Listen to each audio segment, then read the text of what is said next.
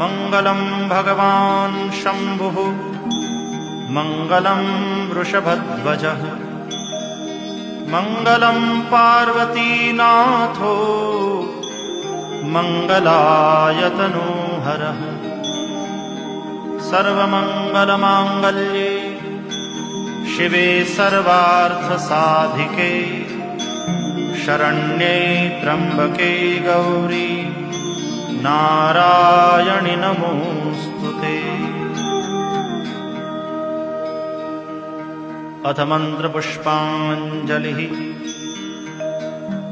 ॐ जग्नेन जग्नमयजन्त देवास्तानि धर्माणि प्रथमान्यासन् तेहनाकं महिमानः सचन्त यत्र पूर्वे साध्याः सन्ति